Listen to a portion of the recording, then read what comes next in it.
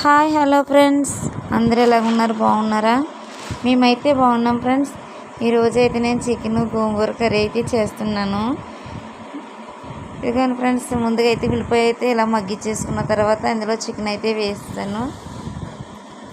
Chicken కూడా మా ఆయిల్లోనే మగ్గిచ్చేసుకున్నానండి, వాటర్ లేకుండా. ఫస్ట్ చూస్తారు కదా, అందులోనే కొంచెం అల్లం వెల్లుల్లి పేస్ట్, కొద్దిగా పసుపు, కొద్దిగా కారం, ఉప్పు అయితే ఇవన్నీ వేసేసి మగ్గిచ్చేసుకున్నాను ఆయిల్లోనే.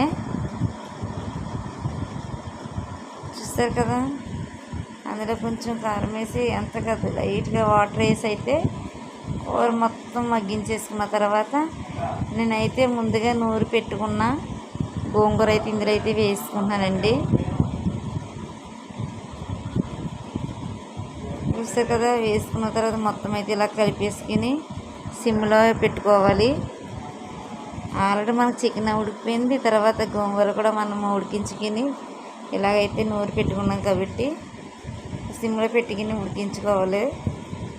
కొద్దిగా ఇందులో వాటర్ అయితే వేసుకుందాం ఫ్రెండ్స్. చాలా అంటే చాలా టేస్ట్గా ఉంటుంది, బాగుంటుంది. గోంగూర చికెన్ కాంబినేషన్ బాగుంటుంది ఫ్రెండ్స్.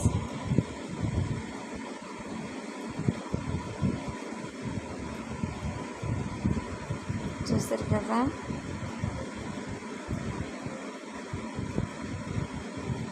వేడి వేడి అన్నంలోకి చికెన్ గోంగూర కర్రీ సూపర్ సూపర్, యమ్మీ యమ్మీ, టేస్టీగా ఉంటుంది కర్రీ.